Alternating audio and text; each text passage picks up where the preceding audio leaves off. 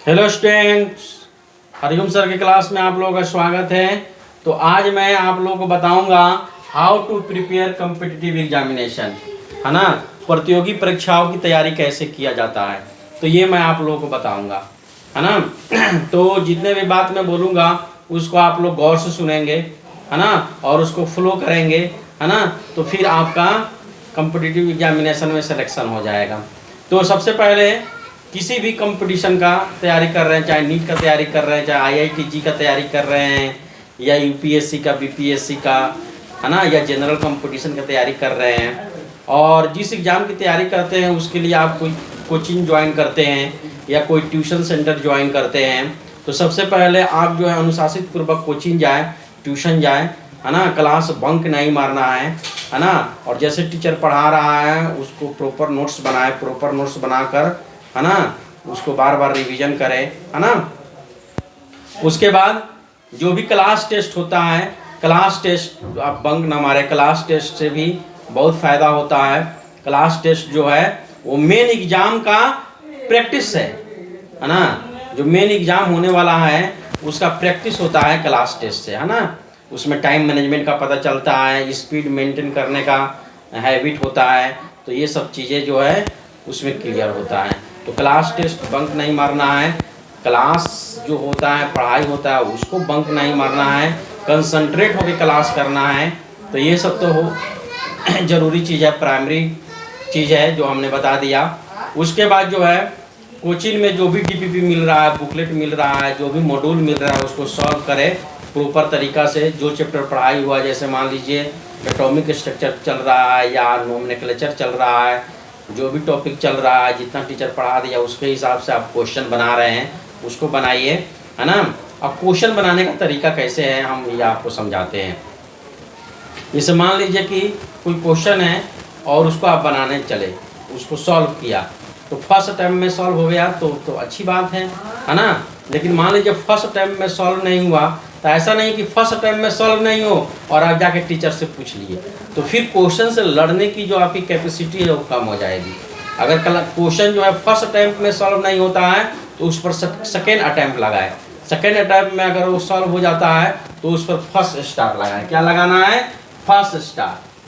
First attempt में नहीं बना, किसमें बना? सेकेंड अटैम्प्ट में। सेकेंड अटैम्प्ट में बन गया, सेकेंड अटैम्प्ट में बन गया, है ना, तो उस पर फर्स्ट स्टार लगाना है ना, क्योंकि वो फर्स्ट अटैम्प्ट में नहीं बना है ना। दैट मीन्स क्वेश्चन में कुछ दम है, क्वेश्चन में कुछ दम है। तो फर्स्ट अटैम्प्ट में नहीं बना है ना, सेकेंड अटैम्प्ट में बना है तो उस पर फर्स्ट स्टार लगाना है। अगर मान लीजिए कोई क्वेश्चन जो है सेकेंड अटैम्प्ट में भी नहीं बना तो उस पर थर्ड अटैम्प्ट लगाना है। क्या लगाना है? थर्ड अटैम्प्ट में लगाना है। थर्ड अटैम्प्ट में बन गया तो उस पर सेकेंड स्टार लगाना है। थर्ड अटैम्प्ट में बन गया तो उस पर सेकेंड स्टार लगाना है, क्योंकि वो सेकेंड अटैम्प्ट में नहीं बना है। कितने अटैम्प्ट में बना है? थर्ड अटैम्प्ट में बना है ना। और मान लीजिए कोई क्वेश्चन जो है फर्स्ट अटैम्प्ट में भी नहीं बना, सेकेंड अटैम्प्ट में भी नहीं बना, तो उस पर थर्ड अटैम्प्ट लगाइए। थर्ड अटैम्प्ट में बन गया, है ना, तो उस पर सेकेंड स्टार लगाना है ना। और फर्स्ट अटैम्प्ट में भी नहीं बना, सेकेंड अटैम्प्ट में भी नहीं बना, थर्ड अटैम्प्ट में भी नहीं बना, तब जाके आप जो है उसको टीचर से पूछिए, टीचर से डिस्कस कीजिए क्वेश्चन का, टीचर से पूछिए। थर्ड अटैम्प्ट में नहीं बना तब, ठीक है। ये नहीं कि फर्स्ट अटैम्प्ट में नहीं बना जाके पूछ लिए, सेकंड अटैम्प्ट में नहीं बना जाके पूछ लीजिए, तो फिर क्वेश्चन से लड़ने की ताकत कम हो जाएगी। तो थर्ड अटैम्प्ट में नहीं बना तो टीचर से पूछिए, फैकल्टी से पूछिए, है ना, और उसको सॉल्व करेगा, उसका कंसेप्ट आपको बताएगा, और फिर उस क्वेश्चन पर कितना स्टार लगाना है? थर्ड स्टार लगाना है। कितना स्टार लगाना है? थर्ड स्टार, क्योंकि वो क्वेश्चन जो है वो थर्ड अटैम्प्ट में भी नहीं बना है, तो थर्ड अटैम्प्ट लगाना है, थर्ड स्टार लगाना है ना। अब क्या है, जैसे एग्जाम नज़दीक आ गया और एग्जाम का 90 दिन मतलब 3 महीना बाकी है एग्जाम होने में, तो आप तीनों स्टार तरह के क्वेश्चन का रिवीजन कीजिए। फर्स्ट स्टार क्वेश्चन का भी, सेकेंड स्टार क्वेश्चन का भी, और थर्ड स्टार क्वेश्चन का भी, तीनों का रिवीजन कीजिए, क्योंकि आपके पास टाइम है।